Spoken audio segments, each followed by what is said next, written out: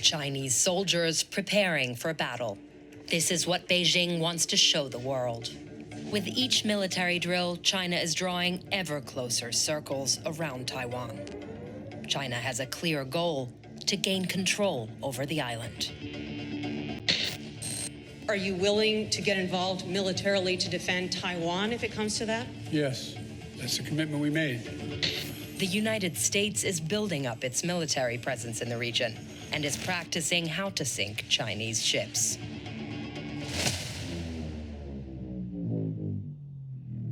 We're not going to come to an agreement over Taiwan. Wait for the unification to be achieved. But why are these two superpowers so fixated on Taiwan? What's in it for China and the US? And how do people in Taiwan feel about it?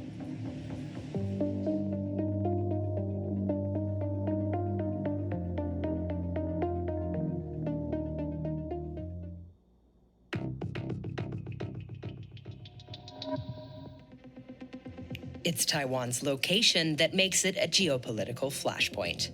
Taiwan has 23 million inhabitants, and its main island lies only 130 kilometers away from China's mainland.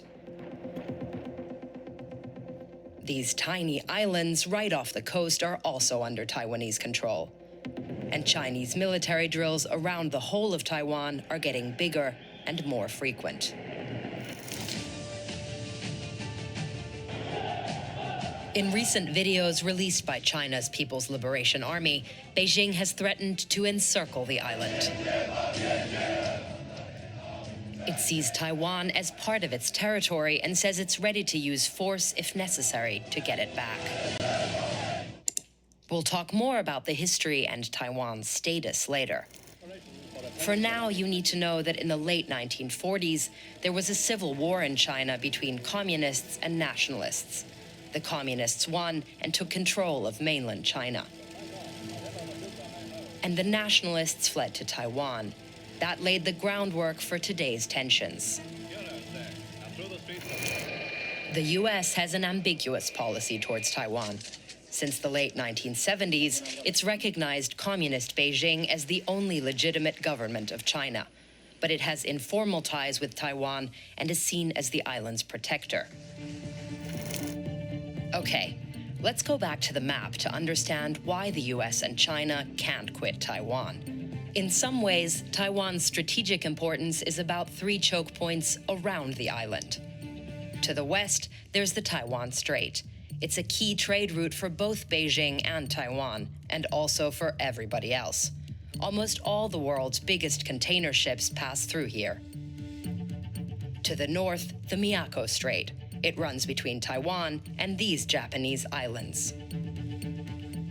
And in the south, the Bashi Strait. It runs between Taiwan and the Philippines. For China, these two straits on either side of Taiwan are key strategic gateways to the Pacific Ocean. Taiwan is in the middle of the Chinese coastline, which is very important. The US says it has no troops permanently stationed in Taiwan, but the island plays an important role in US strategy. To understand why, let's look at the military bases in the region. Here are some of China's main naval bases close to its coast. And the US has some of its key bases in South Korea, Japan, and the Philippines. If you connect the dots, you'll see the US bases form a chain. Taiwan sits at the heart of what we call in the United States the first island chain. David Sachs is an expert at the Council on Foreign Relations, a think tank in New York City. In the past, he worked at the American Institute in Taiwan, which serves as the de facto US embassy on the island. If you look at the first island chain, these are all formal treaty allies of the United States or close partners in the case of Taiwan. And with that, the way it is, the United States can project power close to China's shores, protect its allies and its interests. Conversely, it's very difficult for the Chinese military to project power outside of the first island chain and threaten the United States physically or our interests in the Indo-Pacific. To strengthen this island chain, the US is expanding military cooperation with Japan and the Philippines, which are also wary of what they see as China's expansionist goals.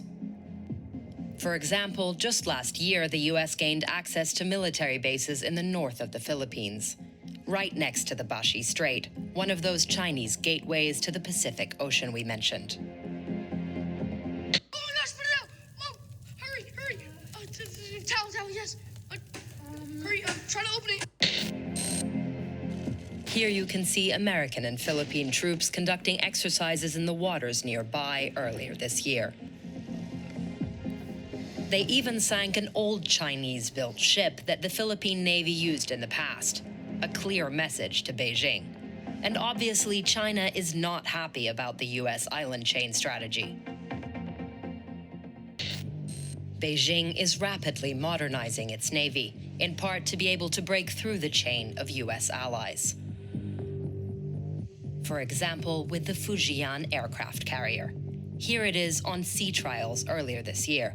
It's China's third aircraft carrier and the biggest ship in the Chinese Navy. The number one objective here is to keep the United States out of the region during a conflict. So what we call anti-access area denial. Prevent the United States from being able to defend our treaty allies and partners. So to sum up, Taiwan's location makes it essential to both sides as they try to gain the upper hand in the region.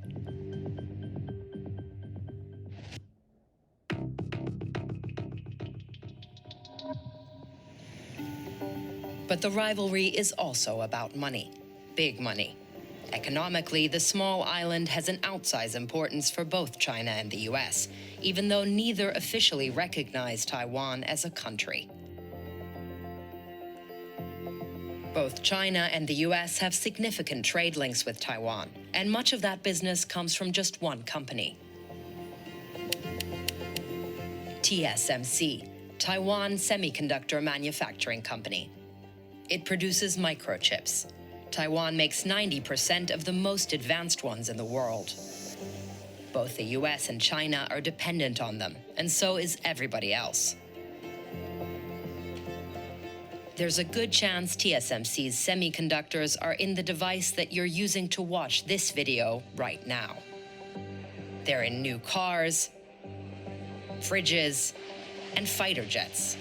Everywhere. They're needed to develop new AI models. And US leaders worry that losing Taiwan to China could permanently shift economic tides against them. We don't assume that a region under Chinese hegemony would be open to US trade and investment. I think that China would reorder the region. They want the United States to basically supply them with raw materials that are turned into manufactured goods in China and then sold all over the world.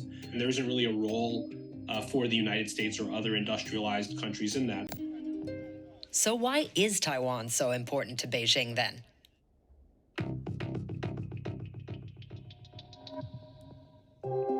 To understand, let's dive back into history. China lost control over Taiwan during what it calls the Century of Humiliation. These caricatures of China being carved up by various foreign powers might explain why.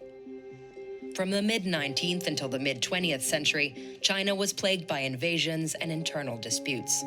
This is important because that notion of humiliation still plays a big role in Chinese state ideology even today. In 1895, Japan took Taiwan from China and made it a colony. After World War II, the Allies forced Japan to give it back. But at the time, China was in the middle of a civil war. The government of the Republic of China, or ROC, was led by nationalists under Chiang Kai-shek. Mao Zedong led communist forces against them. In 1949, the victorious communists marched into Beijing and established the People's Republic of China on the mainland.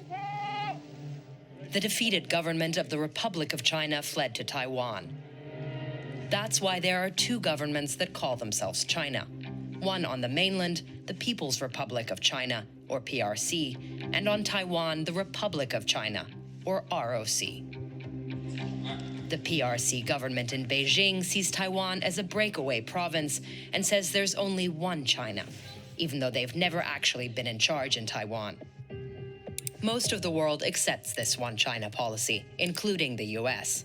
They don't recognize Taiwan as an independent country. Wait, so why is the US supporting Taiwan then? There's also a history to that. After the Civil War, the US initially saw the nationalist government in Taiwan as the only real China, rejecting the communist government on the mainland. US soldiers were even stationed in Taiwan under a common defense pact. The change came in the 1970s. The US sought closer relations with Beijing. That meant closing the US embassy in Taiwan and pulling out US troops. Still, informal ties persisted, like that de facto embassy, and the US still guarantees to sell Taiwan weapons.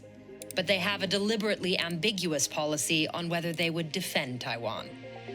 It's meant to prevent China from invading and Taiwan from declaring independence.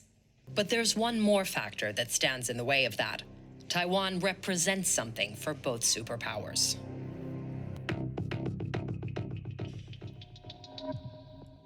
Taiwan has embraced the US worldview, which promotes democracy and capitalism. China is a one-party system and a socialist market economy. But with Xi Jinping, I think you did see some impatience. Xi Jinping has clearly put himself forward as a leader of, world historic importance. He views himself in a very similar way, I think, to Vladimir Putin, that he's just not a run-of-the-mill leader. But for the US, supporting Taiwan also means keeping up key alliances in the region and promoting democracy. If China were to invade and annex Taiwan, we would see that democracy extinguished, and it could send chilling effects to democracies around the world. You would have deep questions being asked in South Korea, Japan, and the Philippines on whether they can rely on the United States for their security. Because of where Taiwan is and what it represents, neither China nor the US are able to back down. And the rest of us are stuck watching the superpower rivalry play out.